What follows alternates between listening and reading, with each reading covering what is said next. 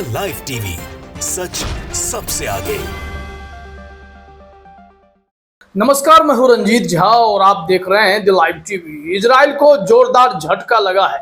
दरअसल Israeli command centre जहां से ऑपरेशन को अंजाम दिया जाता रहा है, उस कमांड सेंटर पर हमास ने कब्जा जमा लिया है।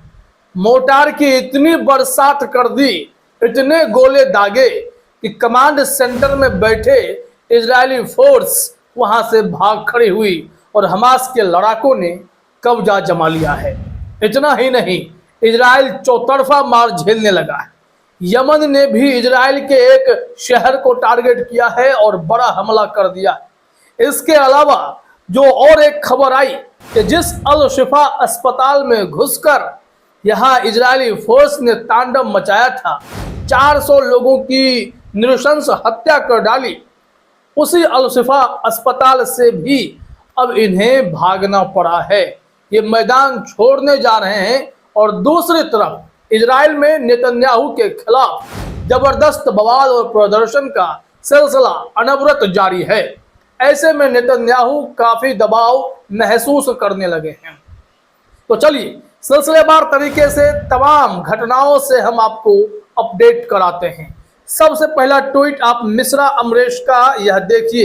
इन्होंने लिखा है, गाजा हमास फिलिस्तीनियन रेसिस्टेंस ने गाजा शहर ताल अल हवा पड़ोस में आईडीएफ ऑपरेशन कमांड सेंटर पर मोर्टार गोलों से हमला किया है और इस हमले के बाद वहां इजरायली डिफेंस फोर्स के मैदान छोड़कर यानी कमांड सेंटर छोड़कर भाग जाने की खबर सामने आई है, जिसके चलते वहां पर फिलिस्तीनियन रेसिस्टेंस यानी हमास के लड़ाकों का कब्जा हो गया है और इजराइल को वहां भारी नुकसान का सामना करना पड़ रहा है।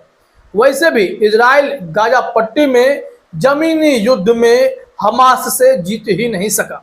उसने खीज में आकर जो निर्दोष लोगों की हत्या की, अब उसके लिए भी दुनिया भर के टारगेट पर नेतन्याहू आ गए और अपने देश के नागरिकों के तो टारगेट पर लगातार थे। उनके धुर विरोधी जो पॉलिटिकल पार्टीज हैं, उन्होंने भी नेतन्याहू को पद से बेदखल करने और जल्द से जल्द चुनाव कराने की मांग कर डाली है।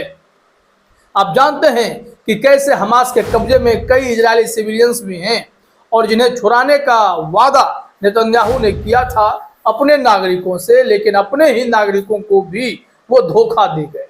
ऐसे में अब इजराइल के नागरिक नेतन्याहू के इस्तीफे से कम पर कुछ भी चीज के लिए तैयार नहीं हैं और दूसरी तरफ इजरायली डिफेंस फोर्स के दांत खट्टे भी हमास के लड़ाके बैक टू बैक किए जा रहे हैं।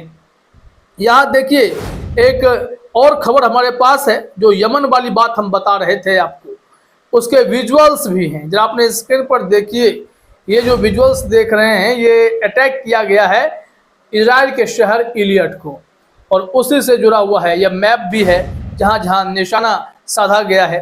ये साफ साफ आप समझ सकते हैं कि किस तरीके से यमन जो लाल सागर में जो हूती हैं, उन लोगों ने तांडव मचा रखा है, इजरायलियों के होश उड़ा रखे हैं, अमेरिका की हालत खराब कर डाली है। दुनिया के तमाम देश जो इजराइल के साथ जो व्यापारिक संबंध रखना चाहते हैं सुएज कैनाल के जरिए, उन सबको यमन के हूतियों का सामना करना पड़ रहा है। और ऐसे में इजराइल के ऊपर यमन ने जो इतना बड़ा हमला कर दिया है, उससे इजराइल छटपटा गया है। मिश्रा अमरेश इन तमाम विजुअल्स को, मैप को शेयर करते हुए लिखते हैं कि ब्रेकिंग है ये, Yemen has targeted the Israeli city of elite, direct heat inside the city. मतलब यमन ने इजराइल के शहर एलियट को निशाना बनाया है, शहर के अंदर सीधा प्रहार किया है। अब इस सीधे प्रहार में जो असर हुआ है वो काफ़ी भयंकर है। मतलब इजरायली लगातार जान बचाकर अब भागते दिखाई पड़ रहे हैं। वहीं एक रिपोर्ट यह भी देख लीजिए, जो इंडिया टीवी न्यूज़ की रिपोर्ट है। इसमें कहा जा रहा है कि Israel Hamas war, IDF troops leave Gaza Al Shifa hospital in ruins after 14 day raid. 14 दिनों की रेड और लगभग 400 लोगों की हत्या के बाद इजरायली डिफेंस फोर्स वहां अस्पताल खाली कर जा चुकी है। और ऐसे में अब जो यह खबर आई है कि अल-शिफा अस्पताल में लाशों के ढेर लगाने के जिम्मेदार इजराइल के नेतन्याहू हैं और उनके सीधे आदेश का यह असर हुआ है कि वहां पर ऐसे कुकृत्य किए गए हैं। बताया जा रहा है कि इजरायली सेना 2 सप्ताह की छापेमारी के बाद सोमवार को गाजा शहर में गाजा के सबसे बड़े अस्पताल अल-शिफा से वापस चली गई। इजरायली रक्षा बलों IDF ने कहा, परिसर के भीतर नष्ट हुई इमारतों और फिलिस्तीनी शवों के एक विशाल क्षेत्र को पीछे छोड़ दिया। इजरायली सेना ने इस छापे को लगभग 6 महीने के युद्ध के अपने सबसे सफल अभियानों में से एक बताया, जिसमें सैकड़ों आतंकवादियों को मार गिराया गया और हिरासत में लिया गया और हथियार और मूल्यवान खुफिया दस्तावेज जब्त किए गए। जबकि बताया जाता है कि अक्सर इस तरीके से जो घटनाएं घटती हैं उसमें कहीं ना कहीं इनकी खराब नीयत होती है इजरायली सेना की।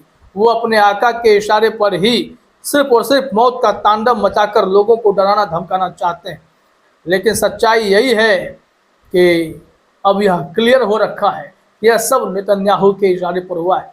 मिस्टर आमरेश का एक ट्वीट यह भी कहता है, under direct orders from Netanyahu IDF killed 400 innocent civilians in Gaza. Netanyahu के सीधे आदेश के तहत IDF ने गाजा में 400 निर्दोष नागरिकों को मार डाला और ये सब हुआ अल-शिफा अस्पताल में।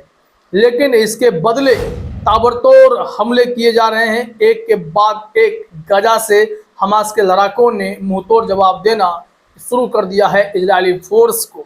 एक वीडियो क्लिप है जिसे हम आपको दिखाते हैं, टाइम फ्रेम के हिसाब से आप विजुअल देखते जाइएगा। मिस्रा आमरेश ने ही शेयर किया है कि फिलिस्तीनियन रेसिस्टेंस द्वारा पश्चिम गाजा अल-शिफा कॉम्प्लेक्स के पास लड़ाई के दौरान IDF सैन्य वाहन को निशाना बनाने और IDF सैनिकों पर बमबारी करने के दृश्य। अगर ये ना करते तो अल-शिफा अस्पताल से ये इजरायली डिफेंस फोर्स जाते भी नहीं, भागते भी नहीं। अब जो यह वीडियो क्लिप है इसके 24वें सेकंड पर जरा गौर कीजिएगा, देखिएगा। कहा जा रहा है कि अल-शिफा के साथ थावरा स्ट्रीट जंक्शन पर एक सैन्य वाहन को यहाँ निशाना बनाया गया है और इससे इजरायली डिफेंस फोर्स के दांत खट्टे हुए हैं। 24 सेकंड के बाद अगर आप देखें तो यहाँ से अगले जो क्लिप है जिन्हें देखना चाहिए वो 55वें सेकंड पर देखना चाहिए। यहाँ लिखा गया है इस विजुअल को शेयर करते हुए कि 55वें सेकंड पर सबसे दयालु अल्लाह के नाम पर, और जब तुमने फेंका तो तुमने नहीं फेंका बल्कि अल्लाह ने ही फेंका था। हम सर्वशक्तिमान महान सिंहासन के भगवान अल्लाह से प्रार्थना करते हैं कि वह हमारे लक्ष्य और हमारे सभी सेनानियों के उद्देश्य का मार्गदर्शन करे, दुनिया के भगवान। और ये जो दुआ हो रही है वो दरअसल फायरिंग से पहले इसी तरीके की दुआ करके इन लोगों ने अटैक किया है। और इसके बाद अगर आप देखेंगे तो सीधे 1 मिनट 13 सेकंड के विजुअल्स को देखिए। यहाँ पर बताया जा रहा है कि यह ऑपरेशन पूरी तरह से सर्वशक्तिमान अल्लाह के लिए है और अल-शिफा अस्पताल के शहीदों का बदला लेने के लिए है। अल्लाह के नाम पर, अल्लाह सबसे महान है, फ्री फिलिस्तीन हैशटैग ये लोग बोलते हुए लगातार हमला किए जा रहे हैं। अब इनकी भाषा अलग होती है, डिफरेंट होती है, इसे समझने से अच्छा है जो इन्हें समझते हैं उनके टेक्स्ट फॉर्मेट से ही आप इस विजुअल की भावनाओं को समझ सकते हैं। तो कुल मिलाकर यह बड़ी खबर है कि इजरायली डिफेंस फोर्स को एक के बाद एक कई ताबड़तोड़ झटके लगे हैं। फिलहाल इस वीडियो में इतना ही। आप सभी का हमसे जुड़ने के लिए बहुत बहुत धन्यवाद। द लाइव टीवी, सच सबसे आगे।